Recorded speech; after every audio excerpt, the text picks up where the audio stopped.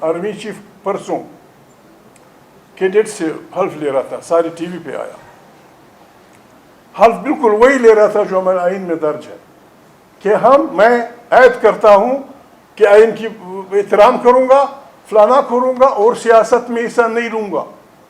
یہ ہمارے army chief کہہ رہے تھے اور کیڈٹ صاحبان وہ بات کر رہے تھے. اس طرح ہم مذاق کریں گے، اس طرح ہم الفاظ کی ہیر پھیر سے پاکستان کو چلائیں گے. It is unacceptable to us. ہم پاکستان کے وہ لوگ ہیں، ہمیں بس کہا گیا ہے کہ ہمیں حکم اذان لا الہ الا اللہ، ہم نے اٹھنا ہے. ایک راستہ یہ ہے، نواز شریف صاحب، مولانا فضل الرحمان صاحب، پیپلز پارٹی، تحریک جمعیت علماء پاکستان، ساری پارٹیاں مل بیٹھ کے فیصلہ کریں. حضور مقبول صلی اللہ علیہ وسلم کے پاس وہ عیسائیوں کا وفد آیا تھا مدینہ منورہ. 2-3 دن کے مذاکرات کے بعد قرآن شریف کی آیت بھی ہے، حالانکہ وہ عیسائی تھے، کہ آئے ہم کامن نقطوں پہ بات کریں. میں شہباز سے کہتا ہوں، میں جنرل صاحبان سے کہتا ہوں، کامن نقطے یہ ہیں: آئین بالادست ہوگا، پارلیمنٹ طاقت کا سرچشمہ ہوگا، وہاں سے ساری پالیسیاں بنیں گی، جاسوسی اداروں اور افواج پاکستان کا سیاست میں رول نہیں ہوگا، ہر ادارہ اپنے فریم میں رہے گا. پی کامی کا یہ ججز وجز یہ ایسے نہیں چلے گا. یہ ہماری صحافی ہیں، ان کا یہ حق ہے. یہاں بات ہوئی کہ اگر صحافی کو مارا گیا، کیوں؟ اگر کسی ایک پاکستانی کو، چاہے وہ مسلمان نہ ہو، اگر ایک بھی آدمی کو مارا جائے، ہم سب کو اس کے خلاف اٹھنا ہوگا. ورنہ خدا نخواستہ ایک دفعہ ہمارا ملک بہت خطرناک حادثے سے دوچار ہوا ہے. خیبر سے لے کر بلوچستان کے ساحلوں تک ہر جگہ اپنے بچے اور اپنی فوج لڑ رہی ہے. اس کا علاج صرف یہ ہے کہ ہم توبہ کریں، سب پاکستان کو ایک جمہوری ریاست بنائیں، آئین کو بالادست سمجھیں، باقی پارٹیاں متفق ہوں. اڈیالہ کے قیدی سے بات کرنا ہماری بات، وہ کوئی ایسا نہیں ہے کہ غلط وہ کر رہا ہے. اتنے بے شرمی کی بات، شرم، معافی چاہتا ہوں، بہنیں بیٹھی ہوئی ہیں، الفاظ میں اردو بھی ایسی نہیں جانتا، ابھی کون سا لفظ استعمال کروں. الیکشن ہوئے، آپ بھی جانتے ہیں، میری والدہ بھی جانتی ہے، آپ کی پھوپھی جانتی ہے، آپ کی بیوی جانتی ہے، آپ کا بیٹا جانتا ہے، آپ کا باپ جانتا ہے، سارا ملک جانتا ہے، جرنیل جانتا ہے، کرنیل جانتا ہے، ملا جانتا ہے، پیر جانتا ہے، فقیر جانتا ہے کہ یہ الیکشن تحریک انصاف جیت چکی ہے. پھر کیوں آپ اقتدار نہیں دے رہے لوگوں کو؟ آپ کو بڑا شوق ہے اقتدار بنانے کا، بسم اللہ، عوام کی خدمت کریں، ہم آپ کو ووٹ دیں گے، آ جائیں گے آپ. یہ جو قابض بھی ہے، آپ لوگوں کو وہ بھی کر رہے ہیں، بات یہ لوگوں کو مار رہے ہیں. 26 نومبر کو کیا کہہ رہے تھے لوگ؟ ہمارے بچے، یعنی زندہ باد مرد آباد کھا کپ نہیں دیتے. چھوٹے چھوٹے بچوں کو سیدھا سر میں گولیاں ماری گئی. پنجاب کی ہماری یہ مذہبی جماعت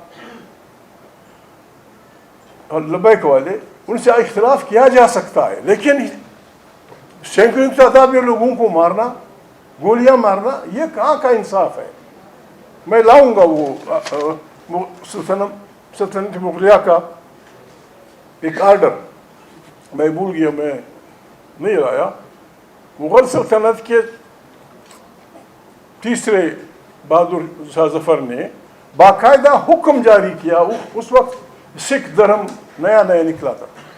باقاعدہ حکم جاری کیا کہ جو آدمی جہاں بھی کسی سکھ کو دیکھ کے گولی مارے. سکھ سارے بھاگے جنگلوں کی طرف، سارے بھاگے غریب خرگوشوں کی طرف، بھاگے جنگلوں اور پہاڑوں میں. ان سختیوں نے سکھوں کو اتنا منظم اور وہ کیا کہ انہوں نے پشتونخوا وطن پہ بھی قبضہ کیا اور پنجاب پہ بھی راجہ رنجیت سنگھ کی سربراہی میں بادشاہی قائم کی. یہ کس نے؟ لا اکراہ فی الدین. قرآن کریم اللہ تعالیٰ ان کو سمجھتا تھا ان باتوں کو، اس کی تخلیق ہے. لا اکراہ فی الدین، دین میں کوئی زور نہیں. جو کوئی جہاں پوچھتا ہے، جہاں کرتا ہے، جائے بسم اللہ کریں. ہندو مندر میں وہ فلانے میں ہو، عیسائی گرجے میں ہو، یہودی سینگاگ میں ہو، مسلمان مسجد میں ہو، مسجد پڑھ کے باہر آ کے بعد اس طرح سے زندگی اس دنیا میں چلے گی تو امن آئے گا۔ امن انصاف سے جڑی ہوئی اصطلاح ہے۔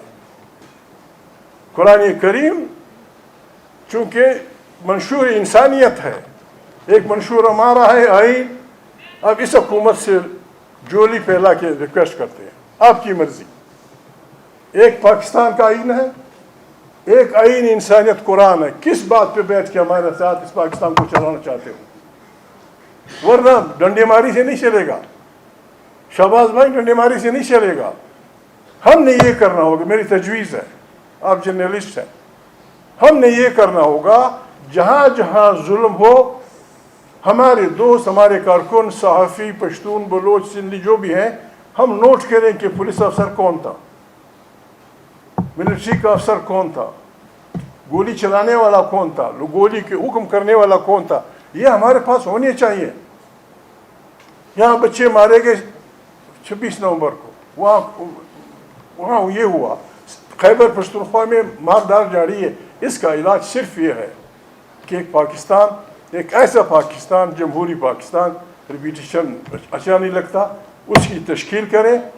اگر وہ نہیں مانتے پھر ہم سب کو، صرف سیاسی لوگ نہیں، ہم سب کو، ہر امام دین، ہر عالم دین، ہر وہ آدمی جو پاکستان کے غم میں اپنے آپ کو شریک سمجھتا ہے، ہم سب نے، میں معافی چاہتا ہوں لوگ ڈر جائیں گے، میں اتنا بہادر بھی نہیں ہوں، بنگلہ دیش نے اپنی باری کر دی، سری لنکا میں بھی ہو گیا، ساتھ والے ملک میں بھی ہوا، پھر ہمیں سڑکوں پہ آنا ہوگا، سڑکوں پہ اللہ کا نام لے کے ہم نے آنا ہوگا، مرد آباد زندہ باد، شہباز والوں کو ہم نے یہ بتانا ہوگا کہ اس طرح نہیں چلے گا، اس طرح نہیں چلے گا۔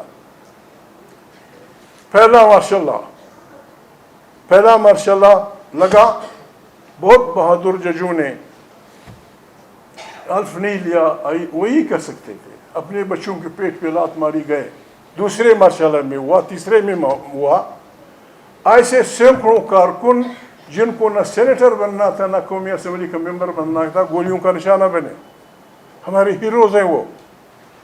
اور ایسے بہت سارے کارکن پنجاب سے، سندھ سے، سارے صوبوں سے، جن کو ڈیموکریسی کی ڈیمانڈ میں کوڑے پڑے، کوئی ان کے بارے میں نہیں پوچھتا۔ ان سب کو ہم نے پاکستان کی سیاست کی اس قطار میں لانا ہوگا۔ ان ججوں کو دے مسٹ بھی، جنہوں نے قانون کا احترام کرتے ہوئے، آئین کا دفاع کرتے ہوئے پہلے مارشل لا میں، دوسرے مارشل لا میں، تیسرے مارشل لا میں استعفیٰ دیا، they are the heroes of democracy.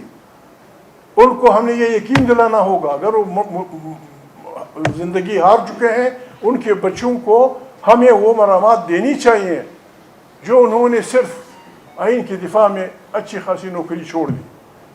اور وہ ججز جنہوں نے پی سی او کے تحت حلف اٹھایا، میں ان کے بارے میں شریف آدمی ہوں، انہیں سزا مذاکرت نہیں کر سکتا، کم سے کم ان کی تصویریں عدالتوں سے نکال دینی چاہیے، باہر پھینک دینی چاہیے، جنہوں نے پی سی او کے تحت حلف اٹھایا، مارشلاؤں کا ساتھ دیا۔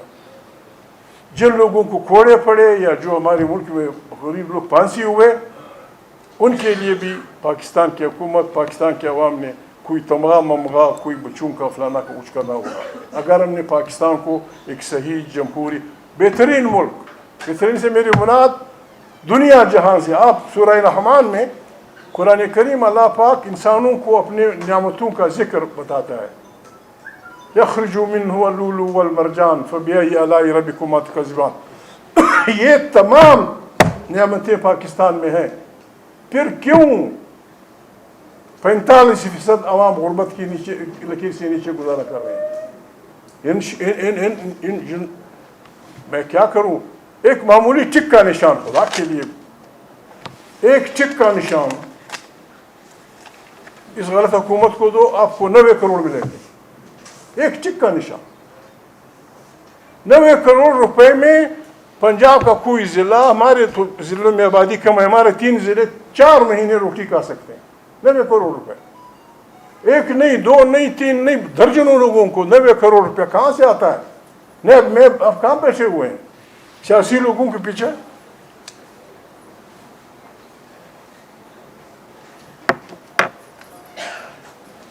سیاسی لوگوں کے پیچھے آپ لگے ہوئے ہیں. یہ جو 90 کروڑ 70 کروڑ رشوتیں دی جا رہی ہیں اور سیاسی اکابرین کو چندے کی بنیاد نام پہ جو 30 کروڑ پہ دیا جا رہے ہیں, ان سے آپ کیوں نہیں پوچھتے کہ کہاں سے پیسہ آیا؟ وقت کی کمی ہے. مغرب کی نماز تو میں پڑھ آیا ہوں آپ کے لیے, اس کی ثواب میں آپ کو بھی شامل کرتا ہوں. چلتے ہیں, بڑی مہربانی. جویرہ بی بی, یہ ہوتا ہے. ہم اس جد و جہد میں ایک دوسرے کے ساتھی ہیں.